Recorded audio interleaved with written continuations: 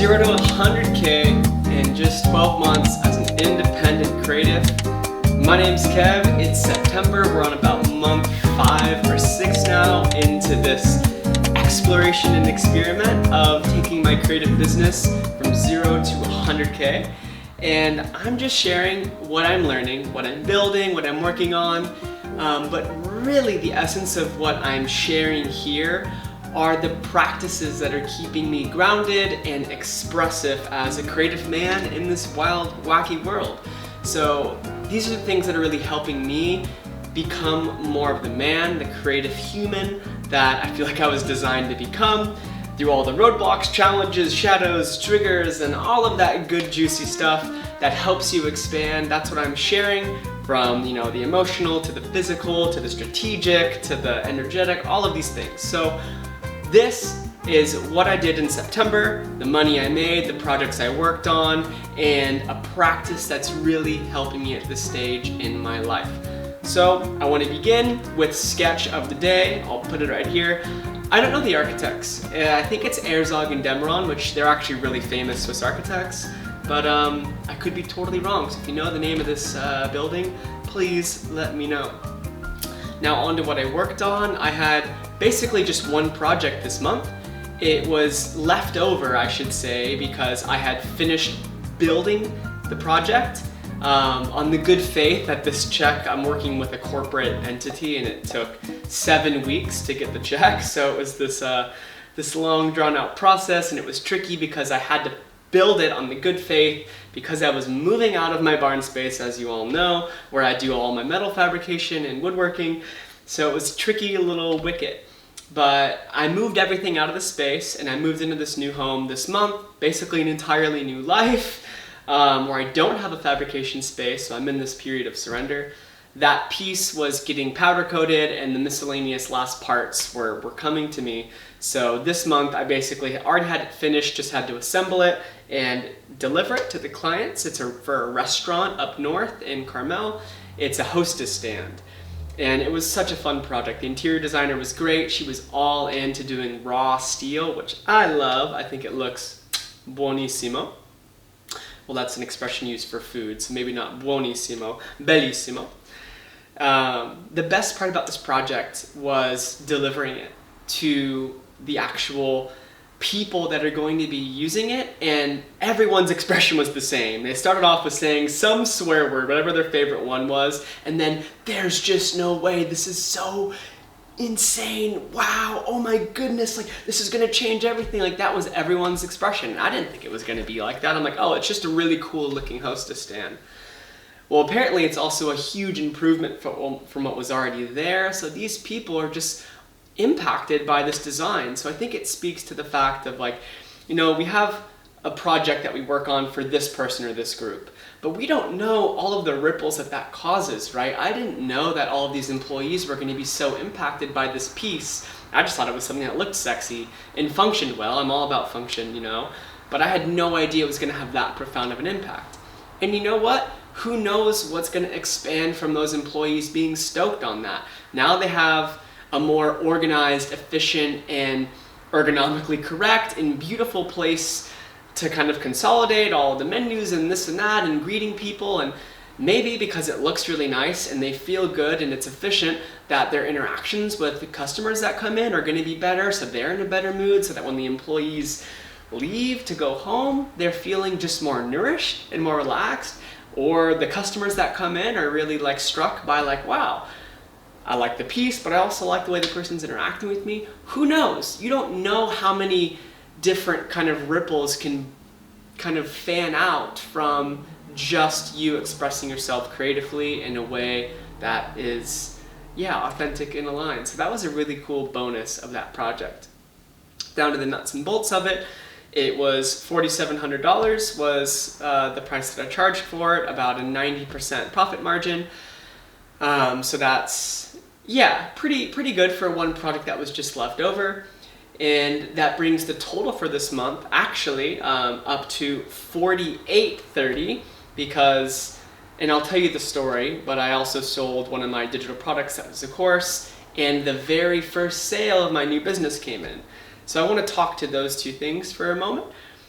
and then explain the practice and the wisdom that I learned this month. So this month I transitioned my whole life into this new home and this space where I'm basically inhabiting a whole new kind of culture and lifestyle. Still in the same town, but I'm no longer in the home that I built. I no longer have access to the shop that I ran my business out of. So everything's a little different. I'm allowing myself to pivot.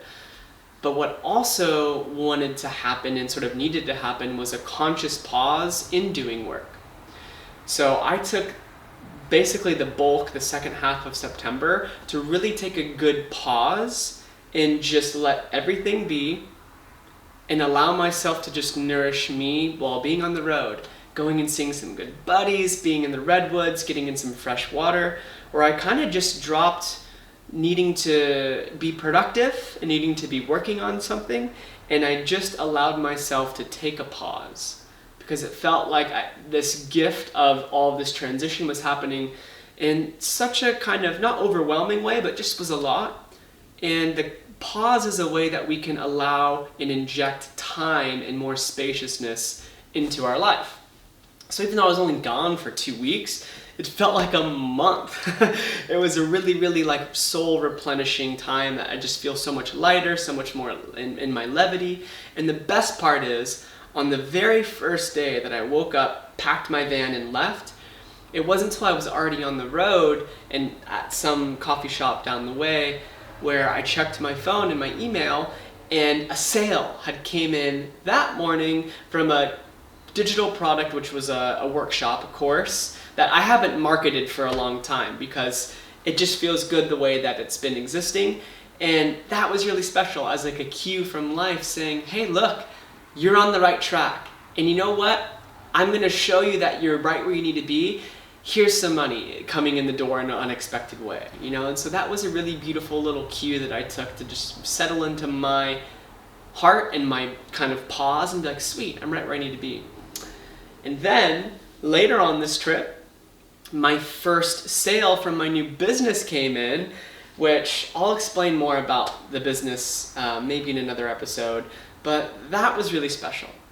In a little backstory, I had been bootstrapping this thing from nothing, basically mid-August, and I was tenacious, like I'm gonna get this thing ready for launch September 1st.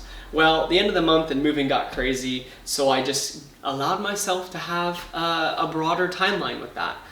And by mid-September, I was able to get everything up and ready, Shopify site, good to go, launched it, ran a couple ads to test, and lo and behold, while I was on the road and these things were running in the background, first sale came in. Now, I'm by no means profitable in that regard yet, but there's validity there, that I was able to go from zero to an idea and build the thing out in less than a month and get a sale. It's like, wow, how cool is that? So the conscious pause is a really, really powerful practice that we can use in a moment, in a day, or just a season in general.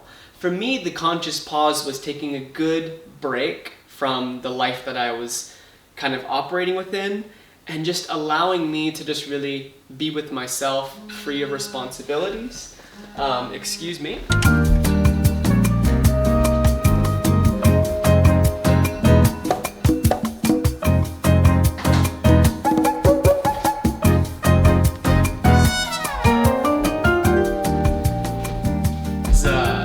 My alarm to take out the trash, which is funny. And this practice of the conscious pause can be used not just on the 2-week road trip like I was using it for my life, but in everyday experiences. So let's say that you're at work or you're communicating with, or just going about your everyday, and you get an email or you have an interaction, something that brushes you in the wrong way that might start to activate you. Take a pause. Let everything be as it is for a moment, and maybe go for a little walk outside, but bring your awareness to some really deep breaths. Because when we pause and just let things settle for a second, what we're really doing is we're allowing spaciousness into our experience, and we're really allowing ourselves to feel the expansiveness of time, right? Because they only say you have so much of it. They say you only have so much of it, but I beg to differ, because we can change our relationship to time in a moment's instant, you know? If I'm so busy and caught up in doing something that's good or bad, it doesn't matter, time might start to pass really quickly. But if I allow myself to just pause, come to my breath, and just sit here for a second, I can feel much more spacious and like there's so much more time. So next time you just feel like you're overwhelmed, exhausted, or activated, whether that be in a moment or whether you're just having a day where things just aren't feeling as free or as smooth as you'd like them to be, give yourself a pause, 5-minute break, 15-minute break, or take a day to just nourish yourself and separate from these things that are kind of demanding our attention and responsibility. Now, of course, there's a fine line. I get it. You know, you might have kids, you might have, you know, really strong work demands, whatever that is. But there's always an option to take some amount of pause to really nourish yourself so that you're more resourced to be in your most regulated creative state to handle the inevitable problems that life is going to present itself, or opportunities rather, not problems.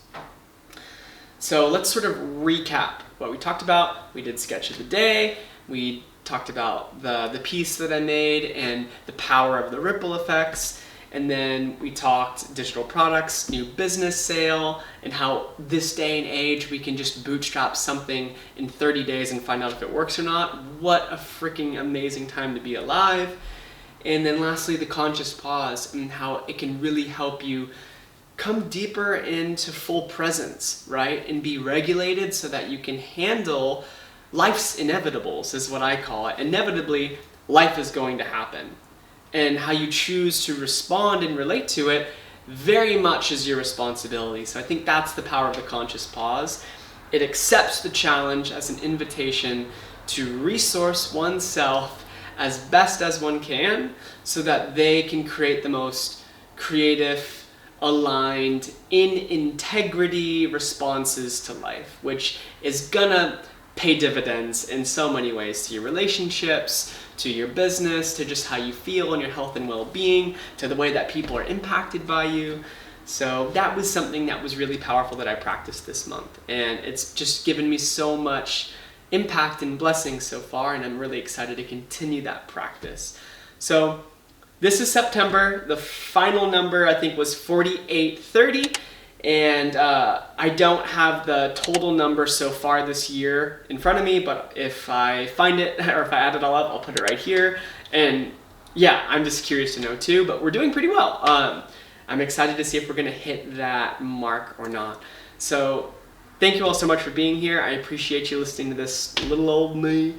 And I hope that you found this helpful. Let me know in the comments below. And yeah, excited to see you in the next one.